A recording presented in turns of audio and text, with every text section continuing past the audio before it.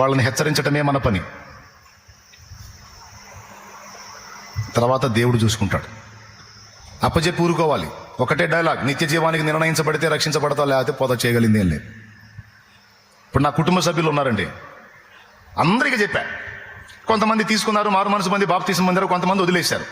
ఇంకా నేను ఏడుస్తా కూర్చోమంట వాళ్ళ కోసం? ఇస్కరియోతు యోధాను మార్చొచ్చుగా అమ్మా, ఆయన శిష్యుడేగా, ఎందుకని మార్చలా? మార్చడు. వాడి వ్యక్తిగతం వాడిది, వానికి స్వేచ్ఛ ఇచ్చాడు. ఆ స్వేచ్ఛను బట్టి వాడు తన ఆత్మను అమ్ముకున్నాడు.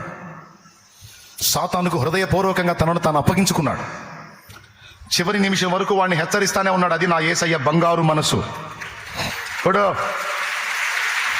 చివరి నిమిషం వరకు ఇస్కరియోతు యోధాన్ని హెచ్చరిస్తానే ఉన్నాడు. రేయ్, నువ్వేం చేస్తున్నావో నాకు తెలుసు, నువ్వేం ఆలోచిస్తున్నావో నాకు తెలుసు అని చెప్పగానే చెప్తున్నాడు, ఇదిగో నేను మీ పండుగ గురిని ఏర్పరచుకోలేదా? మీలో ఒకడు సాతాను అన్నప్పుడు వీడికి గతుక్కుమనాలి.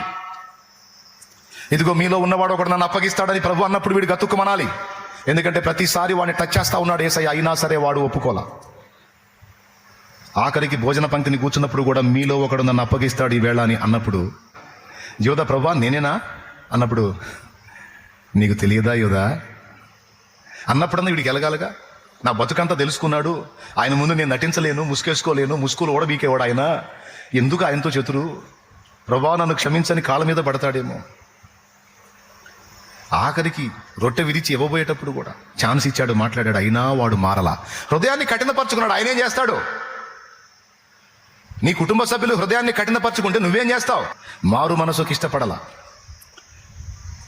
చివరికి వాడికి అప్పచెప్పుకున్నాడు, యేసయ్యను నమ్ముకున్నాడు, పోయి ఉరి పెట్టుకొని చచ్చాడు.